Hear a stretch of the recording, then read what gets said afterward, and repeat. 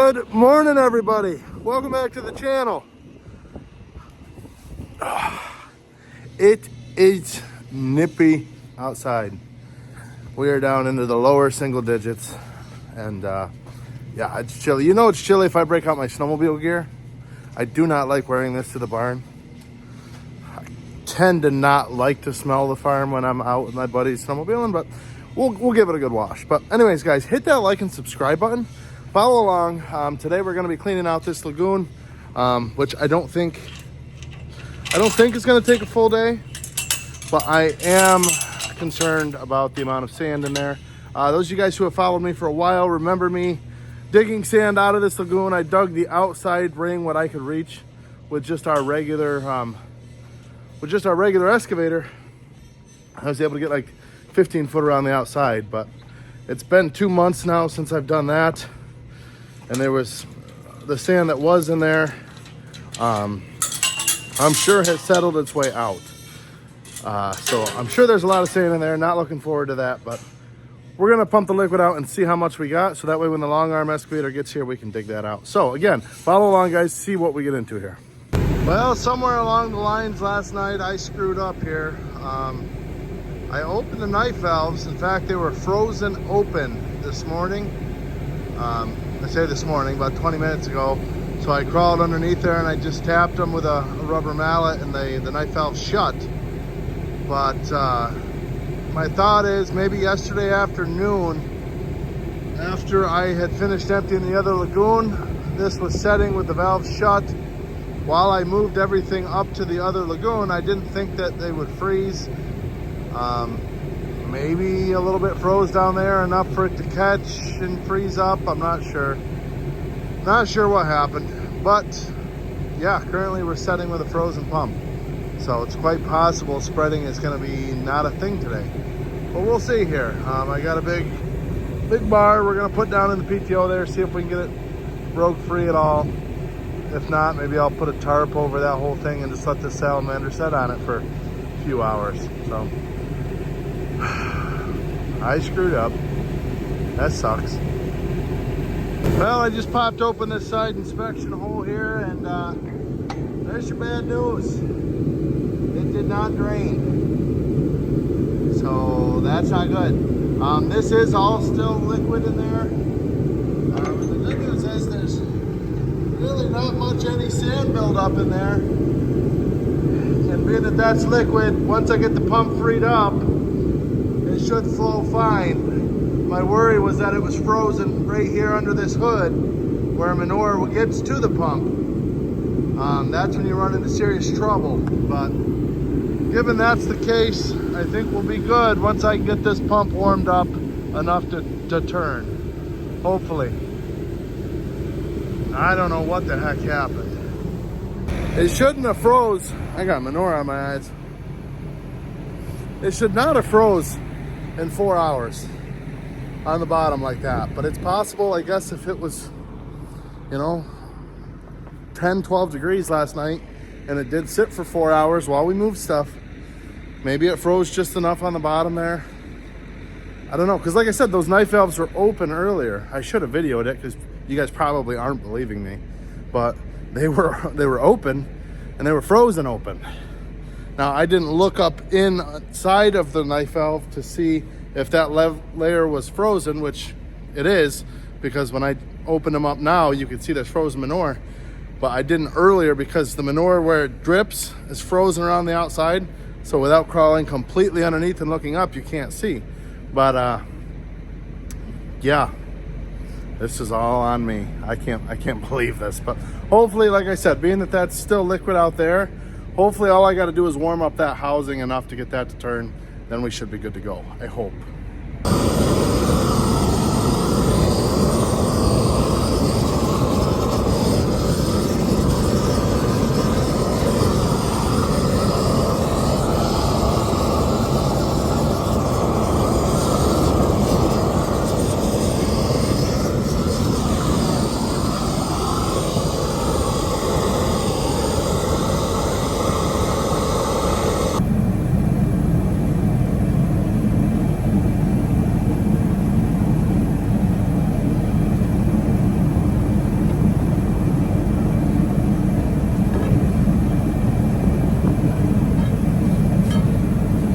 freed up. Let's go.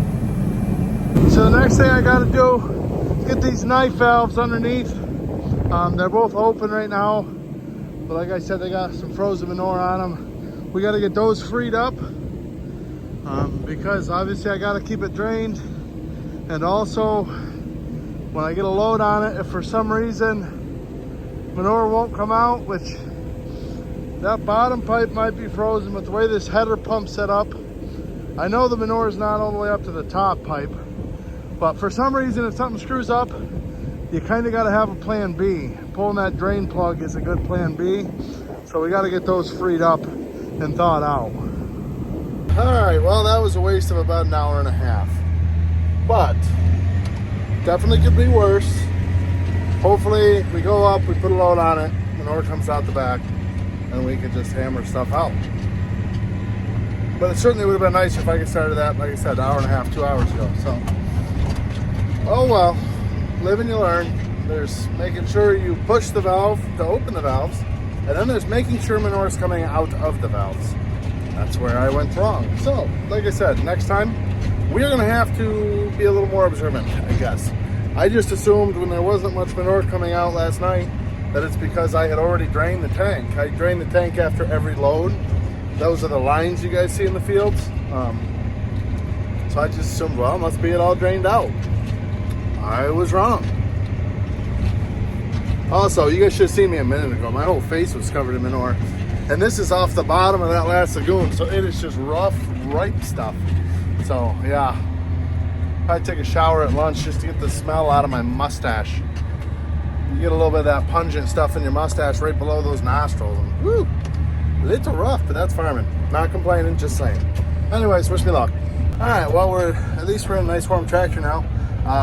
Just found another dilemma. Because the lagoon's not deep enough to be completely underwater, my agitation gun is frozen, which I, again, genuinely am stumped because I know, in fact, it's on video. We moved those valves to make sure nothing was in there.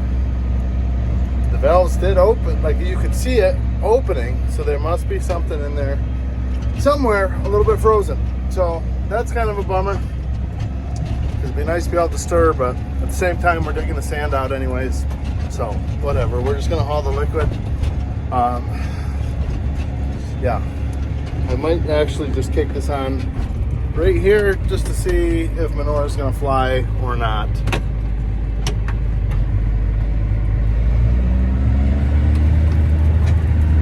And it is coming out the back of the spreader. So hallelujah to that. At least we're gonna be able to move manure today. So yeah, I guess rock on. It's a reason I don't necessarily love spreading when it's frozen like this. I did have some questions, you know, with the new lagoon, are you guys gonna be able to just spread twice a year?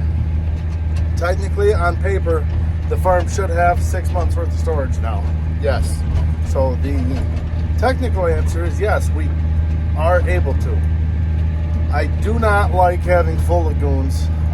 You know, every farm has their own philosophies, but you start getting into the top quarter of the lagoon and you can get into real trouble, especially if the lagoon is, you know, 4.5 million gallons. Say the weather changes and gets wet for a month, you're screwed.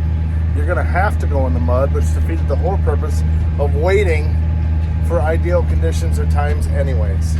So we are kind of generally under the,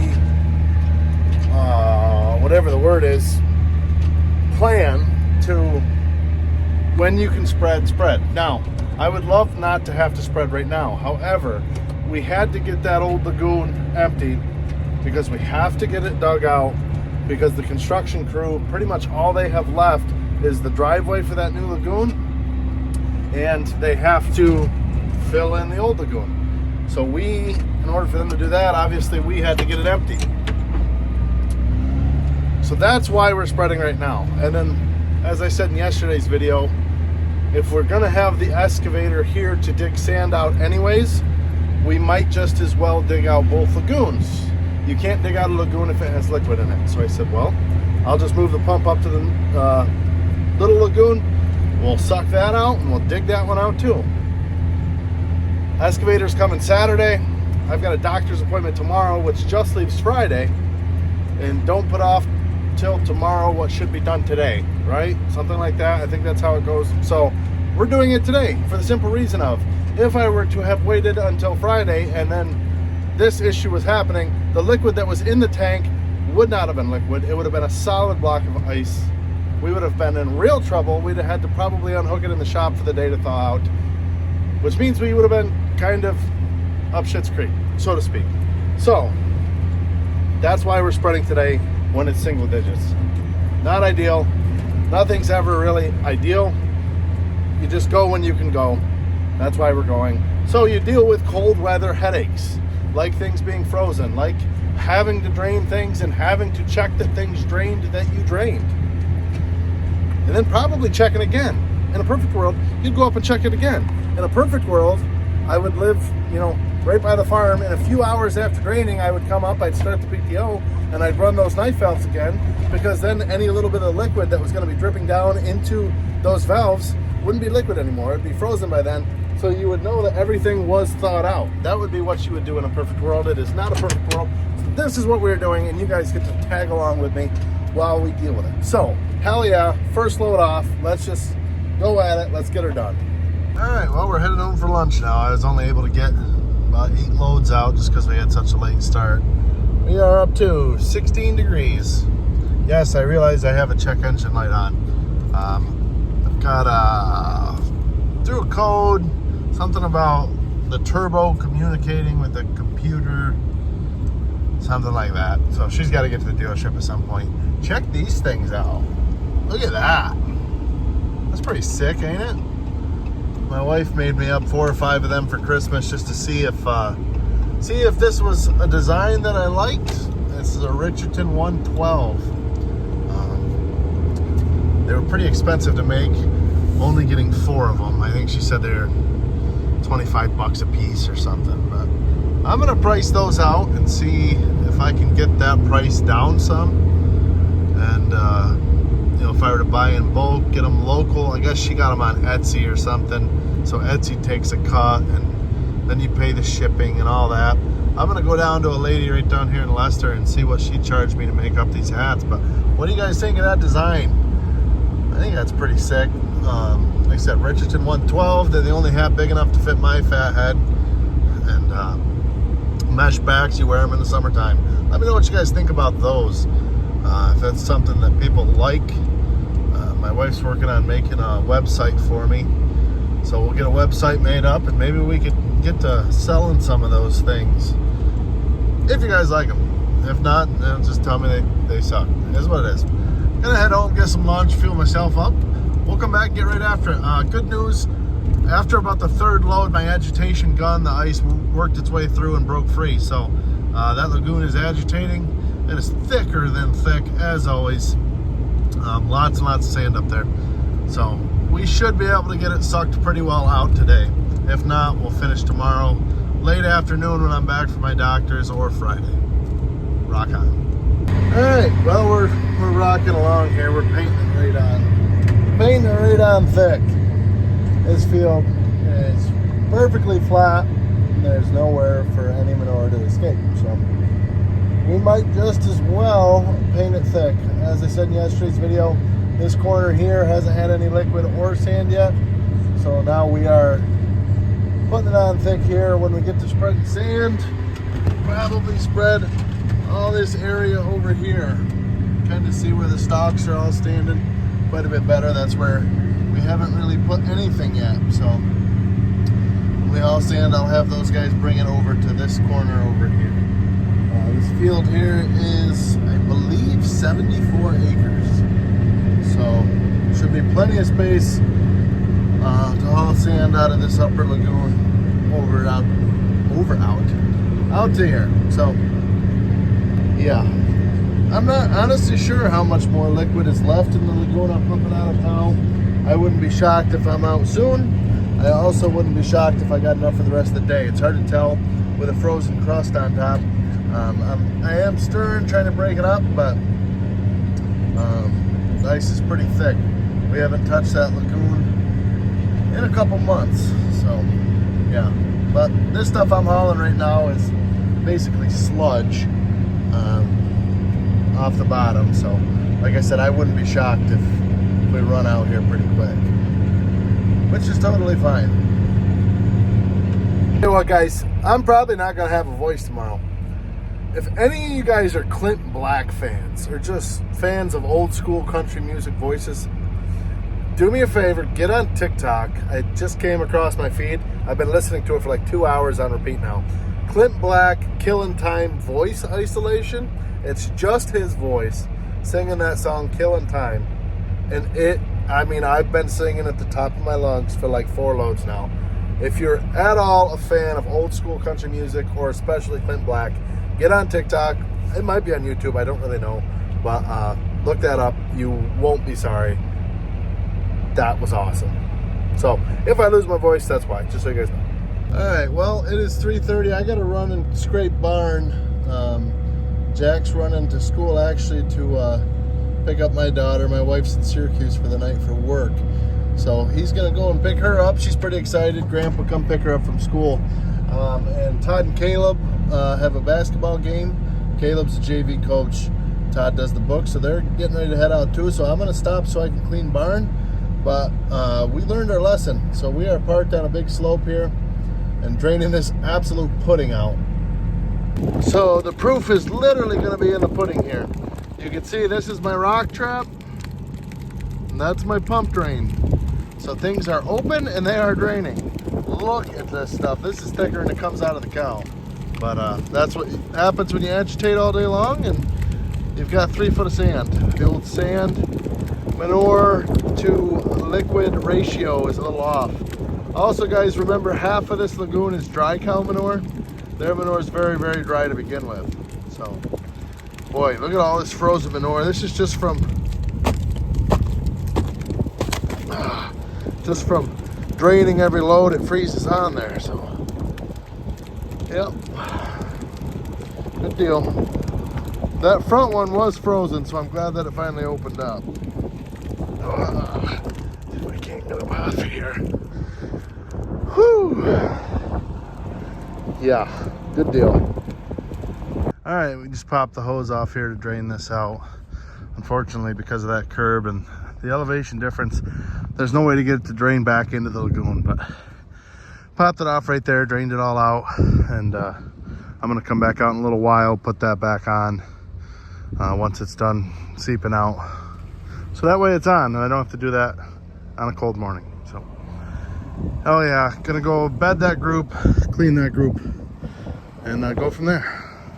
Probably ought to try to have the guys leave this scraper in the barn tonight.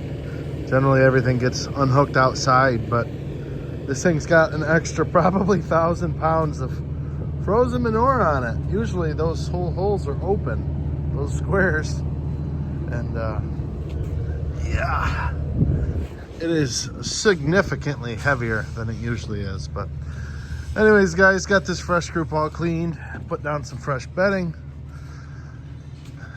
So for reference, I use 2 loads a week with our slinger, so about 20 ton, and there's about 180 cows in this pen. So 20 ton will bed 180 cows a week, give or take. There are days or weeks where I will put an extra load in just to get them stocked back up, but I don't want them overfilled. My goal is I want to get a big like plastic stall scraper hoe and go down through and kind of pull some back away from the front. You can see it kind of gets built up there. Some farms have it filled right up full, but we do have a brisket bar in right here at the front of where this fresh sand is. And my goal is to keep all that hardware out of the sand, because when those bottom of the loops, when that gets covered up with sand, they rust quickly. And yeah, it kind of just leads to trouble. So, yep, we'll get these gates open back up and go see what else needs to be done. Oh, would you look at that? This cord that I had the 9320 plugged into just barely reaches, but it reached 8200. So what I'm gonna do is I'm gonna go get a short cord out of the shop and we'll plug the 9320 in on a short cord. That works out good. Oh, save a little bit of abuse on the old 8200. My hands are freezing holding this camera. Yeah, I'm gonna tell the guys just to leave the skid steer sitting right in here in this crosswalk tonight. It's not like it's hot in here, but it's at least above freezing, so that should be enough to get a handful of that off. But anyways, guys, we're gonna go ahead and end the video here. I just got some, quick odds and ends stuff to do, make sure everything's getting put to bed properly so it's not frozen. There will not be a video tomorrow, as I've said, got a doctor's appointment. So no video tomorrow. Nice little heifer. But I hope you guys got something out of this. I hope you guys enjoyed it. And well, we could show you one nice cow before we end the video. Get the rear udder on that girl. 5905, please get out of the way. This always happens. No, she got blocked in. Apparently, they're hiding her from the paparazzi, I suppose. But